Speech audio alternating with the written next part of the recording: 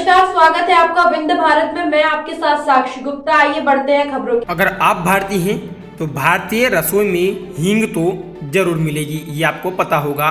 चाहे कोई सा भी व्यंजन बनाना हो उसमें एक चुटकी हींग तो जरूर डाली जाती है। जैसे कि एक फिल्म का डायलॉग है कि एक चुटकी सिंदूर की कीमत तुम क्या जानो रमेश बाबू।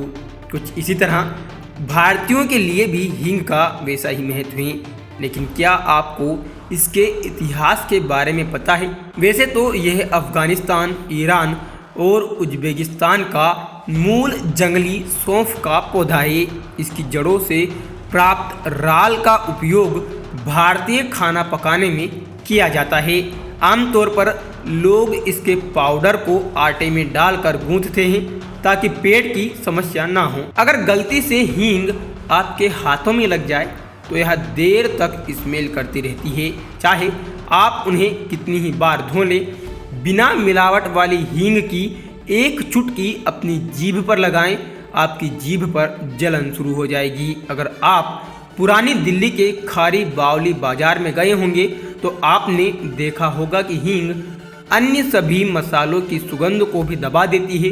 यह एक बढ़िया उदाहरण हो सकता है कि हींग कितनी तेज होती है। The school of showbiz chefs के सह संस्थापक सिद्धार्थ तलवार और रिया रोजालिंड राम जी कहते हैं, हींग भारतीय खाना पकाने में हमेशा इस्तेमाल की जाती है। भारत के मसालों में इतनी विविधता होने के बावजूद हींग स्थिर है, यानी भारतीय रसोइयों में परमानेंट है। इसने मारवाड़ी और गुजराती जैसे बड़े पैमाने पर शाकाहारी भारतीय समुदायों में धार्मिक विश्वासों के कारण प्याज और लहसुन के अंतर को पाट दिया है। राम जी ने बताया कि कच्ची हींग की तुलना सड़ी गोभी से की गई है। इसे शैतान का गोबर उपनाम भी दिया गया है। कुछ विद्वानों ने हींग को सबसे पहले भारत लाने का श्रेय सिकंदर महान को दिया। प्रोफेसर कहते हैं कि ग्रीको रोमन खाना पकाने में हींग का इस्तेमाल किया गया था, लेकिन यह लंबे समय तक नहीं चला। वेस्टर्न फूड में इसका इस्तेमाल कम हो गया, लेकिन जैसे जैसे वैश्विक खाद्य पैटर्न और भूख बदलती गई, कुछ रसोइयों में हींग रखी जाने की परंपरा शुरू हो गई। और जो प्याज लहसुन से दूरी बनाना चाहते थे उन्होंने तो हींग को अपना परमानेंट साथी बना दिया। अमेरिकी कंपनी बर्लेप एंड बेरल हल्दी से बनी जंगली हींग मिश्रण भी बेचती है, जो लहसुन से दूर रहने वाले लोगों द्वारा इस्तेमाल किया जाता है। अफ्रीकी और जमैका के लोग हींग का ताबीज बनाकर पहना करते थे। उन्हें लगता था कि इससे राक्षस उनका पीछा नहीं करेगा।